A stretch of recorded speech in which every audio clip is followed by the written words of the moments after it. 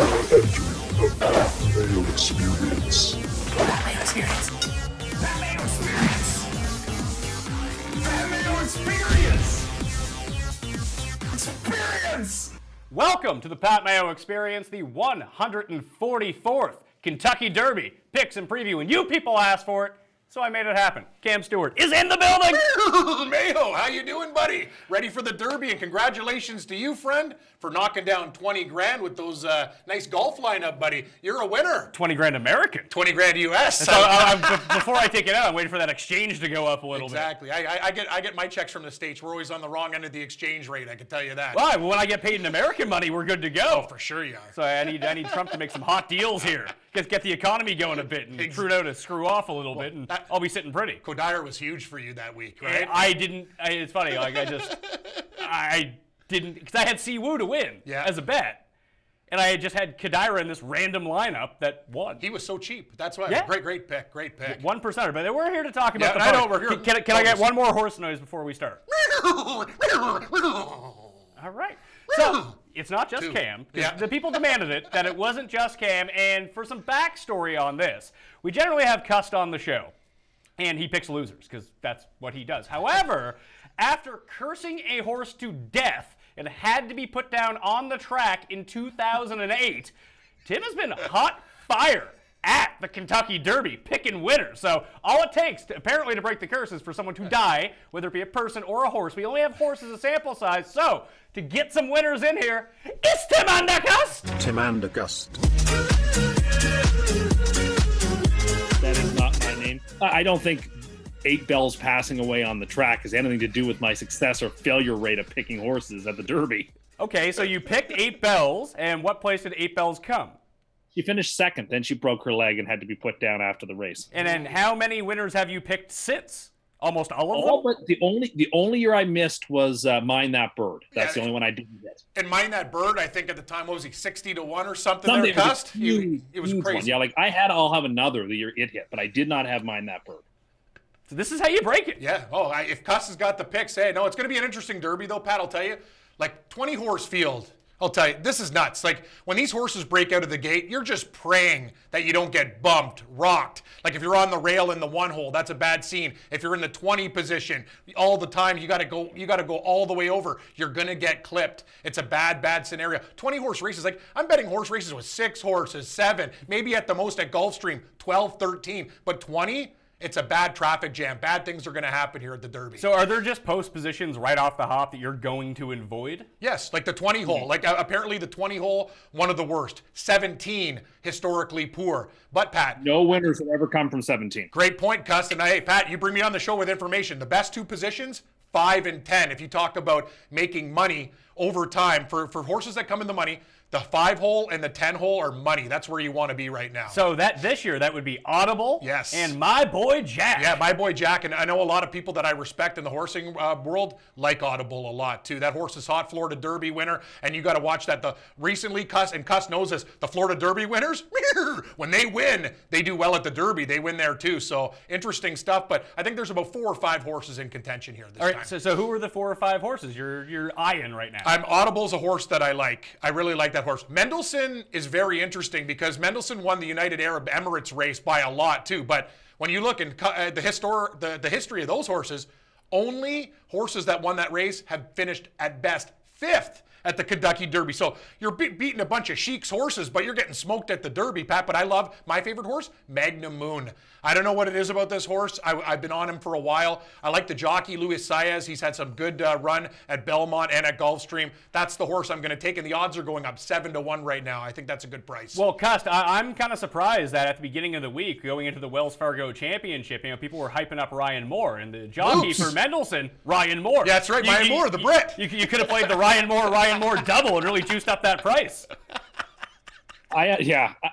I have my concerns about Mendelssohn, and my concerns about the horse is that it's a traveler. I think he's been shipped from Ireland to Dubai, back to Ireland, and then they dropped him off in Indianapolis instead of Louisville this week, and so he's traveling from Indy to Louisville, and like this was my concern with Thunder Snow last year. They brought him to the Pacer game. Mendelssohn. No, I think that's just good training. You got to run from Indianapolis. to Louisville, and then boom, you're all prepped for the Derby, aren't you?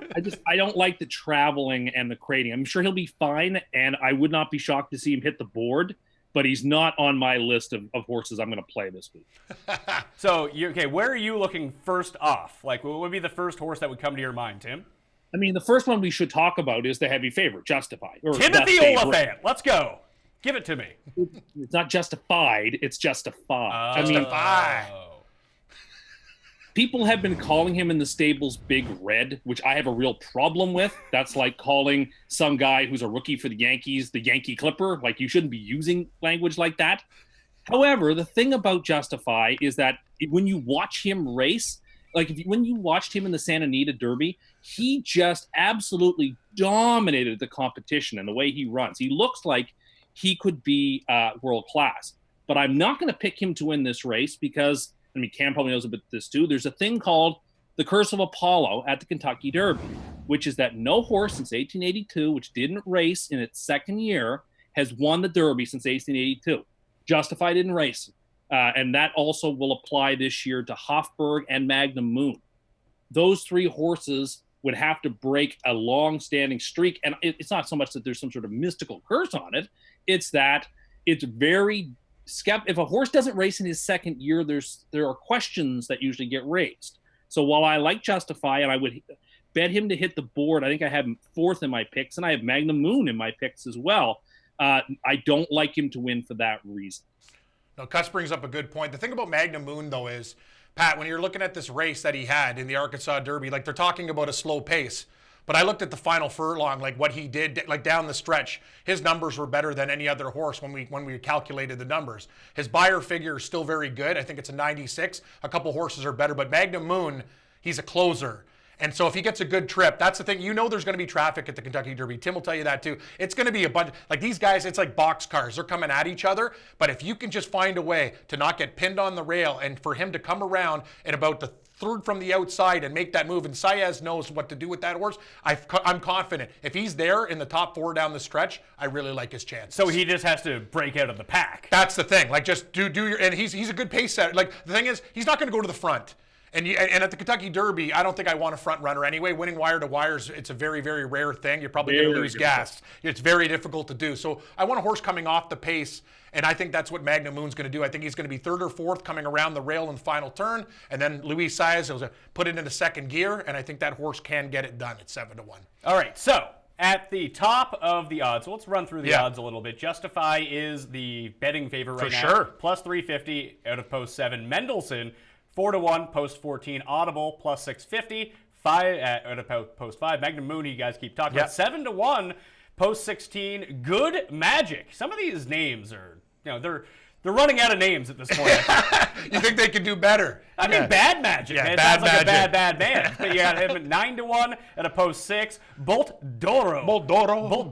Is that the Mexican horse or a Spanish horse? Yeah, it's like the San Diego Chargers. Bolt Doro. I don't know. What do we got here? 11-1, post 11? Yeah. A lot of people like him. All right, so those are your... Well, he's run by Espinoza as his jockey, which I think comes up the bricks higher on him than... I don't think he's that... I don't think... He's certainly not a horse I'll be betting. But I think he's an interesting horse for just because he's run by a jockey who knows Churchill Downs and can make a good decision coming into the backstretch or past the quarter pole when it comes to taking lines. Tim brings up a good point. You need a good jock. Like you need a guy that's going to be there. And Victor Espinoza, one of the best in the world. All right, so I want to make a play somewhere on this board. So if I want to make, let's say 2, I want to make 2 bets on the Kentucky Derby. Am I looking at the guys from 11-1 and down?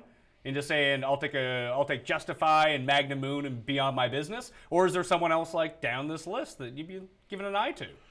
I don't know. I'll ask Tim, but I'm just saying out of the big dogs, I think there's a couple horses we can look at. My boy Jack at 33-1, I think offers a little bit of value there. Anything can happen, even though the favorites, Pat, in recent years have won the race. I'm like Tim. I'm not going to take Justify. I'm looking at either in the plus 60 range, Audible or Magnum Moon are the two that I really like to win. I agree with Tim. I think Mendelssohn's going to be there for superfecta bets. Justify for superfecta bets in the top 4. Yeah. But you also have to take a shot. And Lone Sailor is kind of for the people who do the sabermetrics and analytics of horse racing, really like this horse at 50-1.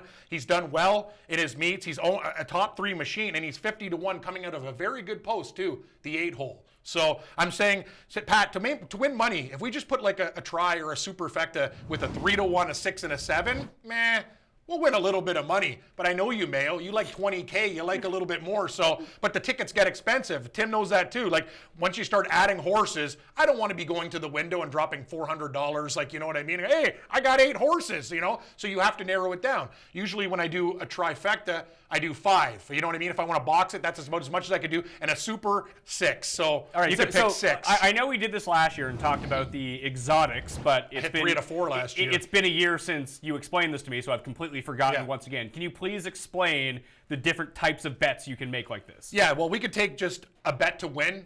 Winning the race, that's good. We can do an exactor, meaning horses to come first and second. And we can do an exactor box, meaning you could switch it either way, Pat. So say Justify wins with Mendelssohn coming in second. You can go 7-14 or 14-7 box. It doesn't matter the order of it. Trifecta, hitting the first place horse, second place horse, third place horse. You can box those as well. That's when things start to get expensive. And Tim will tell you, box cars for superfecta.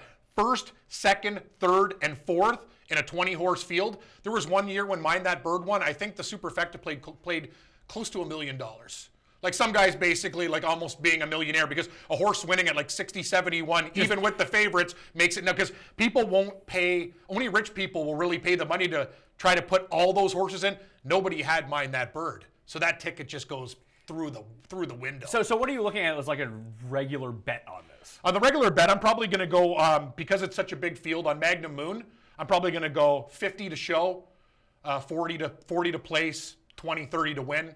If he wins at 7-1, you know, I'll probably collect about $400 or $500 there. I'm also going to do some exactas with Mendelssohn, Audible, and Magnum Moon, and then I'm going to have to throw in a big dog to do maybe a 20-cent super bet and try to win a couple grand. Lone Sailor, My Boy Jack. Yeah, My Boy Jack or Lone Sailor. I was going to ask Cuss too. Like I don't know. Anything can happen in this race. I was going to hope he'd have a couple pooches for me too. But my pooches right. My bombs. I haven't mentioned the 2 bombs that I would have is first Enticed at 30-1. Coming out of the 12 spot. Listen, he's trained by Kieran McLaughlin, who is a renowned trainer. He won a mile length at Aqueduct. I think he's an interesting horse. I just think he's getting a decent price. The other one I like, I hate his post position. I hate that he's in the 2 spot. But Free Drop Billy broke his maiden at Churchill Downs. That matters to me. But he did finish 4th at Bluegrass, which is also concern for me. But he showed success at the Breeders' Futurity.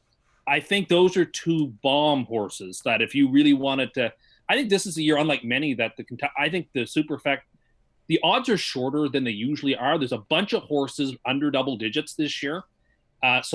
This could be a year where if all the main horses show up the way they should, the Superfecta might not pay a whole lot. So if you really are hoping to hit something big on a Superfecta or a Trifecta, you want to hope one of these bombs come in.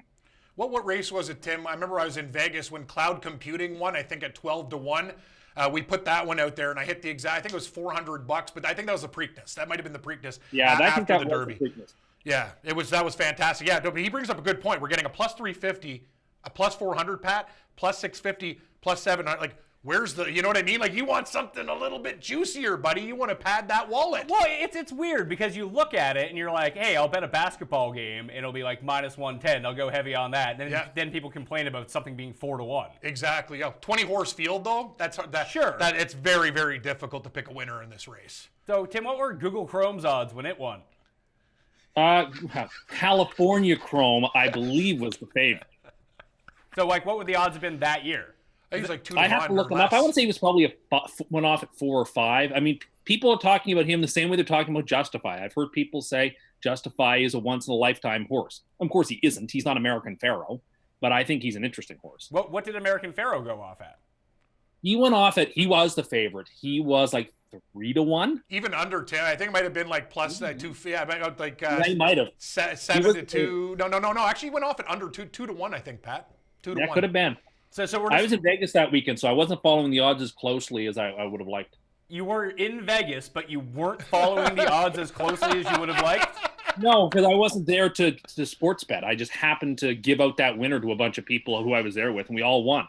I got to be honest with you, I love that getup. Oh, his hat? The hat makes it all. Like, that's just, like, that's the type of guy I want to walk into my casino and saloon and drink with. Like, that's a great outfit there. Tim, you got to rock that. Have you guys ever been? I've been to the Belmont, because when I was working at the Score, remember there was a horse that was going to set up for the Triple Crown and then got scratched for that race. Who was it? Sure do. What was it? You know the horse. I can't believe I'm blanking right now. It wasn't Big Brown. No.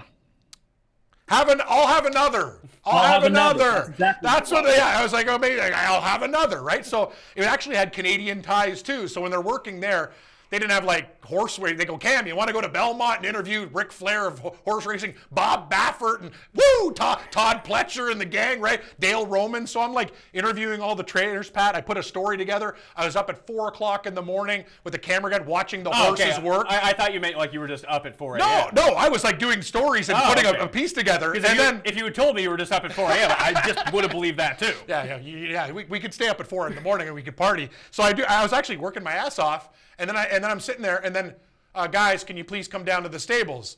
CNN was there, all the other places. Oh, I'm sorry, the horse is scratched. So all the work we did, like we filed the story. Like, I'm like, yeah, this is great, thanks. So then we had to do, like, basically it was junk. The horse got scratched, and then we had to do Union Rags, I think, won the race. Who cares? Like, it was brutal. Like, we had so much good stuff, Tim. Like, we interviewed, like, Bob Baffert. Like, that guy doesn't talk to, like, he's going to talk to a guy like me. Like, you know what I mean? Like, when Ric Flair's strolling around there. And I actually did. I caught him on a good day. Hey, man, and cracking some jokes. And we had some great material, and all for nothing. The horse got scratched. Yeah. I do think if you're a real sports fan, Churchill Downs is one of the places you must go at some point for a derby if you're a true sports fan. Yeah, it's bucket list stuff. Like when they sent me down to the Masters too, just to even be there for that tournament, it's just something you got to do once in your life. Is fantastic. Yeah, no, the Masters is on the same level. No, it's not. The Masters is way above the fucking. The Masters has been around for. Let's be real here. Well, the problem with the Kentucky Derby is, it's a couple minutes, right? Like, the Masters, I got 4 rounds. Like I could walk there all day. Like there's races on the card, but also there's no chance that you're going to run into a mollied out Wes Welker at Augusta National. Good point. That might happen, or some drunkard in the field of the Kentucky Derby. I'm handing out money. I'd love to run into Wes Welker at the Derby. He was giving hundreds away, wasn't he? Yeah, he just had a brick of cash. A brick of cash for everybody. Yeah, when you're fucked out of your mind, that's what happens. I agree, man. Drugs will make you do some crazy things. What's that? It's the best 2 minutes in sports for a reason. It's not the best 2 minutes in sports. What's wrong with it? It's the most exciting 2 minutes in sports. No, it's not the most exciting 2 minutes in sports. I'm with Tim on that. It's fucking barely sports. I love. You're the best, Mayo. No, I love horse racing. I know you do. I know he does too. And Tim will tell you too. There's no other sport where you can get down and make bet. Like there's a race going off right now, Pat. Like for a degenerate gambler, it is basically your crack cocaine. Horse racing. There is a track. We can bet Ireland right now. We could bet England. We get, Gulfstream's rolling up. Santa Anita this afternoon. Like, that's the beautiful thing. There is races going off. And man, you can make a lot of money at horse racing if you actually know what the fuck you're doing. Yeah. A lot of guys I know at the OTB, they're not just degenerates who smell poorly and basically sleep there and try to walk in. Can I get a water? Like, you know what I mean? There's guys there that are ordering scotch and walking out with bricks of money. They're like, but it's the way you do it. You got to be disciplined, pick your track, know your guys, like, you know what I mean? But don't just fire on everything. There's guys that are fire on everything. 60-1, I need my rent money. Like, you know what I mean? There's a lot of guys like that. But there are guys that actually know the horse game. And I know this guy, we call him Angry Bill. He's always in a bad mood, but he always walks out of there with like a dime in his pocket every day. He just picks his spots, hits tries, and superfectus. Well, we had that fantasy Christmas party at Shula's Shows that year. Yeah. And everyone was just hitting me up for horse. Yeah. They have a horse betting saloon out back. Yeah, exactly. It's a nice little spot. It's good there. I love it's always, I walk by it every day to work. I look, sure. Sometimes I go in and just take a look, like, this sold out at you should go in there, Pat. 11 a.m. Like, what's going on here? Just don't go with money in your pocket there. There's a lot of sketchy grifters. They'll grift me? Oh, yeah. No, they know me, and they're like, hey, Cam, can you hit me up for a 20? Like, it's like after a while, it's like, dude, I don't have any money. Like, I'm not lending you any money. Like, I got a lot of guys in there with unpaid loans. Yeah, we're also playing the same thing here. If you're losing, I'm losing. How much money do you think I have? Exactly. So, before we stroll around and finalize our picks here, tell us about the horse that you own. Well, yeah, I'm a part owner. Gabe Morency's a part owner. Your boy, Cody Saftik's a part owner. Conflict Diamond. He used to be a diamond. Now he's cubic zirconia. Like, and if we weren't nicer guys, we'd have this horse killed. Like, no, people have been saying, like, why don't you kill the horse? Well, Like, when I do my AM 640 You should have hits. got Tim to bet against it or something. It wouldn't be Buddy, have magic elixir. I got to tell you something. The listeners, me and Gabe tell them every day, stop betting on a horse. Like, he's not going to win. Like, he won one. We raced him at Georgian Downs. He ran a 152 flat and won by 9 lengths. One race after that, he got hurt. He had a problem with the hoof. Something happened before the race. He got really rattled. And then he also had another leg injury. So Saftik's been training him. Like, Cody's been training him, right? I know his dad's a driver, but he's not a full-time trainer, right? This horse is also old. So time after time, we took him basically to Flamborough. We got pasted there. That's like a B track. We were so bad, Pat, we went to Western Fair. Like, we're racing basically, let's call it out for what it is, versus Mennonites. Like a Mennonite horse, and like they're beating our horse. But those horses are getting a lot of action in their day-to-day life, though. So don't forget, they're hauling wood. Then they're going to the they're track. hauling wood and beating our ass down. Like, we finished 7th out of 8 horses last week. So basically, we got this horse used to be worth $10,500, and we had guys like, hey, Conflict Diamond, maybe I'll buy your horse. Now, No, you held out for too much. Yeah, now he's worth $4,000, and some guy from Newfoundland's like, "Will you pay the $800 to ship him out here? We'll give you $3,200." Like, our horse is basically, he's gonna be served in a buffet soon. He's horrible, bad. Yeah, anyway. Gus to be all over that. Long story. Oh, cheap eats. Can't beat this. When I lived in London, there was a buffet called the Buffet of Fulham City. Yeah, they got busted for serving horse meat. So, Goodness. does that sound delicious, Tim, or No, what? it doesn't. Nice and lean like caribou, Tim. Caribou is Yeah. delicious. Actually, I used to live up north. Caribou's a money meat. Horse meat, let's call it out for what it is. Now, you won't get. Not you'd have the to best? pay me. You'd have to pay me to eat horse Hey, meat. around the world, that's a delicacy in some places. Is it really? It's available in some places. Caribou's actually really good for No, you. I like caribou. You're a lean man. Like, they say to fat people too, like, eat a lot of caribou. It's got very little fat in it. It's Caribou very- and turkey is where you want to go to lean yourself out. turkey too. Oh, turkey is so lean. Oh, really? Turkey is excellent. Laughing. Only dark meat, though. Turkey, Only dark meat. Turkey is excellent. Do you like the cigarette? Oh, I love. No, the best thing. Yeah, the heater's like super. It's like a super heater. Can on you it. It's smoke like at the Kentucky Derby? I would think so. I would think so, too. I would think definitely out in the balcony parts. I think I think And in definitely Kentucky in the they let you infield. smoke. Yeah, in the infield, can you smoke, Tim? I'm sure you could smoke in the infield. I think you could smoke joints there, probably. Whoa, where is it? In Kentucky? Yeah, a little sketchy. Louisville. Yeah, it's in Kentucky, right?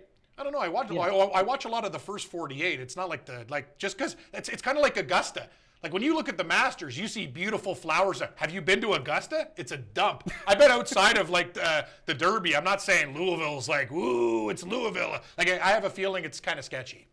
Oh, well, I mean, I'll ask Matt Wiley. He lives in, I think he lives in Louisville because he just, if people subscribe to the Golflandia podcast, he has put out a special one, Horselandia. Horselandia. Well, he has all the inside info. It's something Nice. really good to listen to. It was a compliment piece to this. I figure it's less outrageous, but probably, just as informative or potentially more inside info. That's the thing, though, Pat. When you go to Augusta, people, ooh, the azaleas, look how pretty and green. You go the minute you get off the at Masters the Hooters. property, yeah, it's like you're gonna get clipped. The guy's got tire irons. Yeah, you're smoking heaters with Yeah. John Daly. I'm getting like clubbed at a Burger King. You know what I mean? It's like, no, I don't need that shit. So, after owning a horse, I will tell people never, please, Pat, like, for a guy that likes money and doesn't want to give it away, never own a horse. this is why rich people do it, because they have money to throw away. Hey, and even ask Tim Gronkowski of the Patriots guy. He got a lesson in the horse business. His horse Gronkowski was supposed to be in this race at about 60-1. It's not ready to go. So old Gronk goes, hey, I'm going to own a horse. I'm going to get in the business.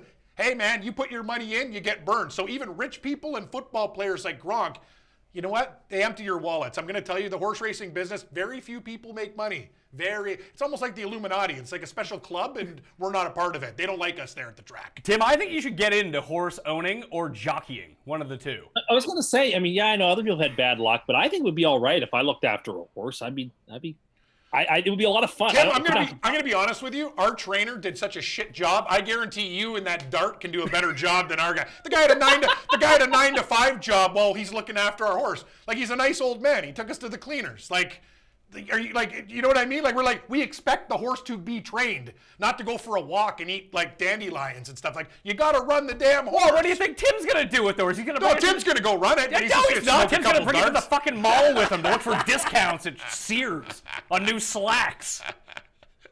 At Kmart. All right. I think you're so funny. Well, you probably touched the horse and it would keel over. I don't know. He hits I winners thought now, that I Pat. brought good luck to the horses. Maybe. So when you race, the difference between is harness racing a thing? Yeah, we can't own a thoroughbred, Pat. I'm on a 2-shirt rotation from DraftKings. Like we're in harness racing. I can't even think about owning a thoroughbred. But is harness racing like a global thing, or is it just Canadian thing? I have no idea. No, it's in North America. Okay, so you want like a little person riding a thoroughbred horse, like as light as possible. No, you still want a little person riding a harness. I thought the less weight, the better. Yeah, but I was thinking like if you had like Tim out there in the back of the harness racing, it would give you good momentum. It'd be like being Wario in Mario Kart. But it takes a while to get up to speed. Yeah, it would be a slow start, but once you got going, you'd have max speed on the go. So it doesn't work like that. No, it doesn't work like Tim, that. stay away from the horses, all right? Especially me. Like, I'm 250. Like, I'll kill the horse. That's what Gronkowski goes. He calls the British guy. Can I get on the horse and ride him? The guy's like, are you a stooge? Like, you're a tight end in the NFL. Like, you'll break the horse's back. And the horse was already hurt without Gronk getting on him. So, yeah, he got a lesson, Pat. Horse ownership is for losers. Or giant winners. Not us. A lot of losers. The opposite of me and Gabe. Like, that's the thing. Like, I don't understand how we got a 30% free roll and we're down thousands of dollars. Well, only us. You were also betting on the horse too. No, actually we weren't. Oh, you weren't? As a part of the association, we're not can't allowed do to that? bet. Okay. And we did our listeners a favor and told them, please stop betting our horse because they lost tons betting on it. Well, the time that it won, it probably got everyone so excited. Yeah, they knocked him down from like 6 to 1 to 1 to 2 because you everyone guys bet are him down. influencing the market. The best thing is, Pat, when you own a horse, we get the same amount. Like if we come first, second, third, or fourth, we get a check. But so if you win, you don't get more? No. The thing is, the bettors are only hurting themselves. Like by betting our horse, like if everybody and their mother bet our horse, which they did, if they just only a couple people did, they could have got him at 6 to 1, won a lot of money. Instead, the whole world, all the listeners bet on him and knocked him down at a B track from 1 to 2. They barely got paid when he won. Tim, were you betting the horse? I was not, but I was hoping well for them. Yeah, thanks, Tim. A lot of people were hoping well, but the problem is the party's over now, Pat. Like the horse is near death, and we're out a lot of money. So maybe we can go winners. Go winners. You got a DraftKings Kentucky Derby team for me, please. All right, so let's get to these picks. So let's see if we can win some of this money back and feel good about it. So Tim, give me your picks for the Kentucky Derby. Okay, so I'm going to take as my winner Magnum Moon. I know he's starting from the Ox Gate, but I actually think in some ways that's a good thing. For the last 7 winners that come out of the Ox Gate, there's nothing wrong with that fact. You don't get smashed up against the rail, so I'm fine with that. Magnum Moon is my winner. Second, I have as Audible. Then third, Justify, and then Enticed is my fourth. So that would be my my superfecta. So Enticed is 25 to 1. Yeah, that's my long shot. Yeah, so put him in the superfecta. If Tim boxes it and he comes top 4, then that's going to really jack up the ticket. I think he'll hit the board. Do I have to box first place, second place, and third place? Like, can I have different horses and like the different ones? You could do it manually and go, I'm taking 1 horse to win with ding, ding, ding, ding, ding, ding. Or you could just take 6 horses and go box. It doesn't matter what order. That sounds much easier. It's easier to do, but as Tim will tell you, it costs more money because it's all about the combinations, right? Like, it's sort of like pro lines and their combos. Correct. Like one day I know you walk past all the grifters and stuff in there. If we have an afternoon, let's just get drunk and play a couple ponies. I'll just, maybe Andrew Cuss will come and we'll try to knock down some tries and supers. It's a great afternoon out. That does sound like a lot of fun. I'm not going to lie to you. So, Cam, your picks. I can't believe Tim and I were on the same thing. I like Magnum Moon from the start. I've already bet him on my sports book at 7 to 1. I actually only got him at 6 to 1, so we're seeing a little bit of value. This horse won the Arkansas Derby. I love Luis Saez. I think he comes off the pace and wins. I'm also going to pick Audible to come second in the race at plus 650. That'll be my exactor. Mendelssohn third, and I'm with Tim for the super. I'm going to add one of his picks, Enticed, with Lone Sailor as my 2 huge pooches. Lone Sailor 50 to 1 from the 8th position, and Enticed. I'm with Andrew Cuss 25 to 1 from 12. Very good post position there for a horse that can do some damage. So if we want to box 6 horses here, let's say we do that. It's going to cost you. How much is that going to cost me?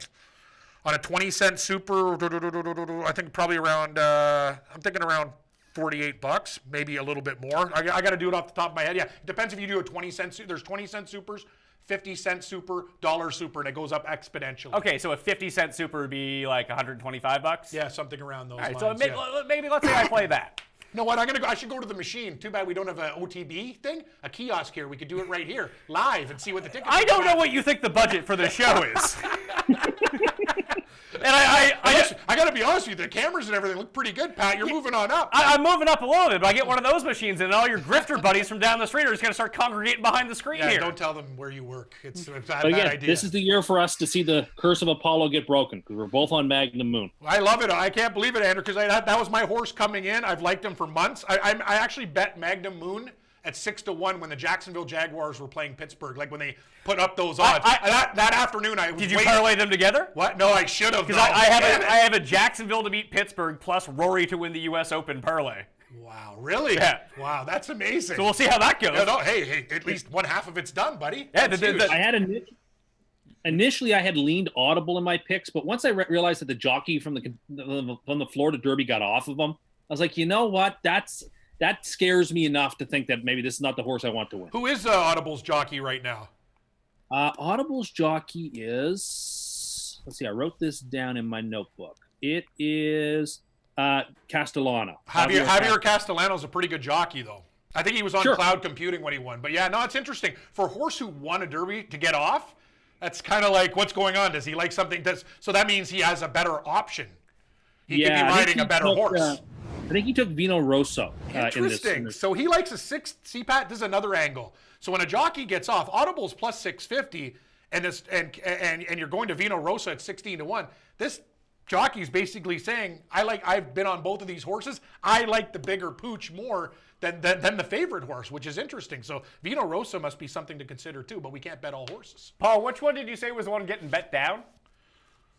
Solomini. The problem is that 17 post, Tim will tell you, it's the worst, one of the worst. Kiss of death? It's the kiss of death. Nobody's ever won from the 17 post. Never. We've had 144 Kentucky Derbies. 0 Mayo. That's not good for business. Okay, so let's pick our 6 here. So it seems like Magnum Moon needs to be in it. Yep. And Audible and Justify should both be in it. Audible. Should Justify be in it? Yeah, if we're taking 6, yeah, he's good. Because if he's there and we hit 3, like for me, I hit 3 out of 4 in my super. You feel like a complete stooge by not putting the favorite in there. I think we should throw in. I want to throw in this Vino Rosso. Yeah, Vino Rosso is actually a good one. Now 2 more. All right, so we'll go Entice. So Tim, that's your longer shot pick. Yeah, Enticed is my longer shot, and then you can get conventional and take Mendelssohn if you like. No. I'm not playing this game to take Mendelssohn. Actually, when was the last time a Jewish horse won the Kentucky Derby? Lone Sailor might be. No, Pat, if you want to go balls deep. Well, do we want to go Lone Sailor? Do we want to go Free Drop Billy? Well, I mean, one of those. My Boy Jack is also one that I've heard people. All right, let's do My Boy Jack. I even this is my 6 if I were to do it strictly. I'm going to do some more underdog stuff, but Magnum Moon, Audible, Justify, Vino Rosso. I'm sold now with that jockey change. Enticed and Mendelssohn on a 20-cent super. I don't think I'd have Vino Rosso or Mendelssohn. I think I would probably roll with, as I said earlier, even though he's in the 2 post, I would take Free Drop Billy, and then I might roll with. I think a lot of people are going to be off of Boldoro, so maybe I add him, or maybe. Yeah, that's probably where I'd go. Probably Boldoro. What did you say the best posts were again? 5 and 8? 5 and 10. 5 and 10? For My Boy Jack fits that, right? Yeah. So I'm putting him. So Always Dreaming was in the 5 post and won. The 5 horse won last year. So which is where Audible is. So that's why he's on my pick list. For sure. All right. Kentucky Derby. Any Mayo. Let's see. You got to send me some DraftKings. I want to win, Pat. I want to win $20,000. Well, so I can take care of my problems and get a studio. Take care of my problems. Or a studio for a few months. Yeah, for a few months. Why not?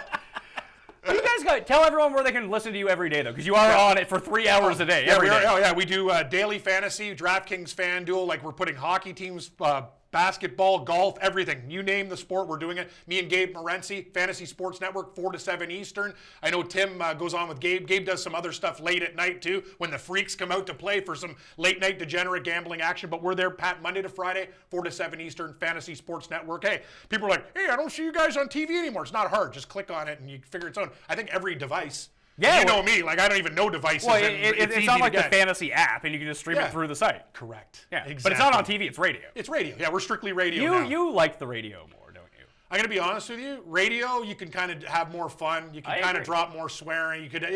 To me, radio is more real than television. I tend to agree. That's why I try to make this show as radio-y as possible. It is. This is more of a radio show that is on TV. Yeah, and listen, for the TV purposes, that's why we have the graphics and can't show Tim outside of a picture. Yeah, I don't understand. Every other guest comes on by camera, and I'm only ever heard and never seen. That's because you like duck out for like 4 cigs as we do the show. It's kind of nice. I like the mystique like this too. It's a nice board. I'm like Snuffleupagus. I'm like Snuffleupagus of the Great Kazoo. I can only be seen by the main character. Exactly. It's a fancy hat you got on the go there, Tim. It's a beauty. I like the feather on the side too. It just says I kick ass. Great outfit. I believe it's Cam Newton's hat, and Tim hates Cam Newton. Really? Yeah. Well, Tim, I gotta say, he rocks the hat a hell of a lot better than Cam Newton does. If I saw this guy in Vegas, he gets a free drink in my casino.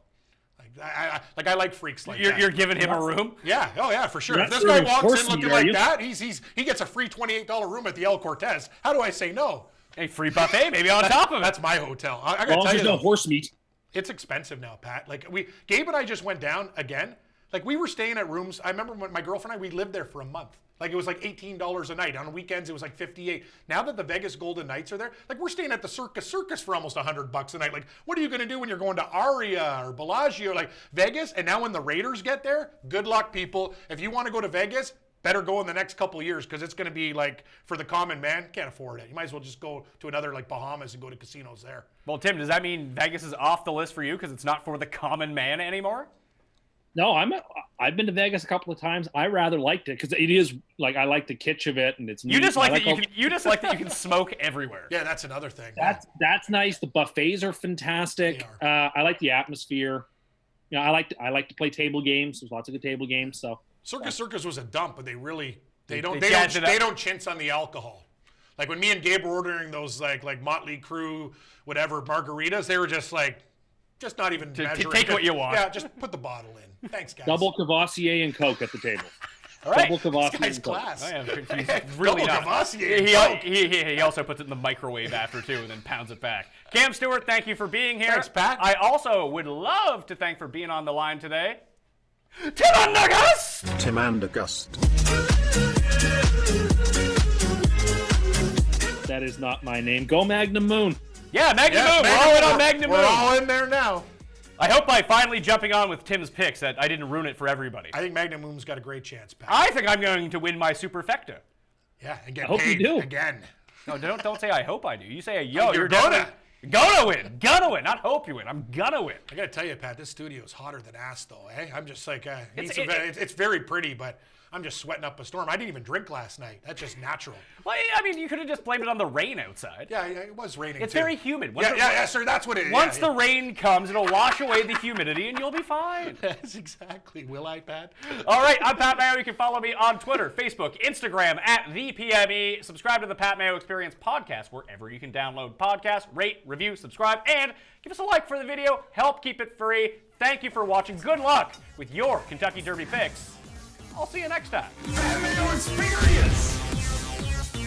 Experience!